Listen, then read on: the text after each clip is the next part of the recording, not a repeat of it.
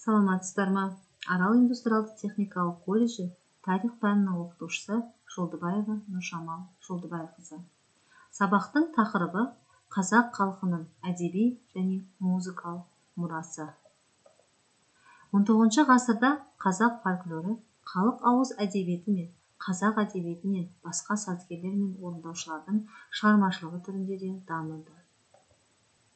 Сонымен бірге ғылым мен мәдениетте халық шығармашылығы, халық поэзиясы, халықтың ауызша сөз өнері дейтін атаулар осыған жақын мағынада қолданылған. Халық шығармашылығына, халық шығармашылығы мен өнері мен барлық түрлері жатады. Халықтың ауызша сөз өнеріне прозалықта, поэзиялықта шығармалардың ортақ ұғымы жатады. Халық поэзиясына өлең түрінде айтылатын поэзияның жанры жатады. Осылардың барлығы фольклор деп атаймыз. Қазақстанның батыс және орталық аймақтарында домбыра орындайтын күй дамыды. Орталық және шығыс Қазақстанда кәсіптік ән мектебі қалыптасты, ал Жетісуда айтыс дәстүрі дамыды. 19 ғасырдың халқымыздың көрнекті музыканттары, сазгерлер мен ақындарының шығармашылығы қазақ музыкасының классикасына айналды. Эпикалық музыка дәстүрмен бірге аспаптық музыка, қылқобызда, домбырада орындалатын күйлер де дамыды.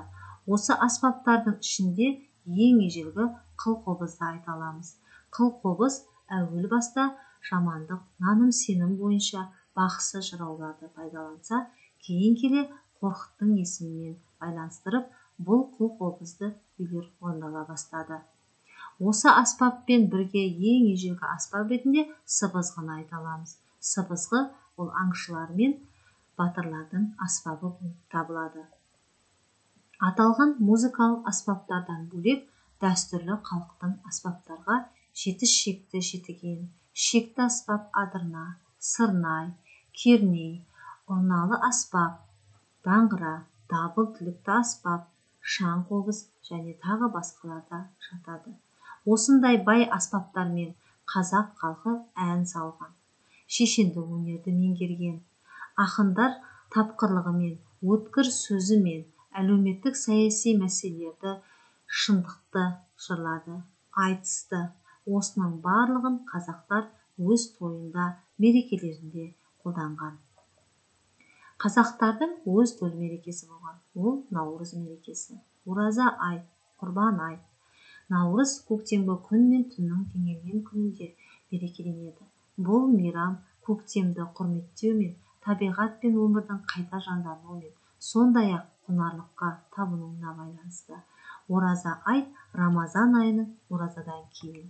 Құрбан ай құрбандыққа шалу мерекесі. Бүгінгі сабағымызды қорыта келе, қазақ халқының әдеби және музыкасы мұрасы жөнінде мәліметтер қарастырдық. Назарларыңызға рахмет, сау болыңыздар.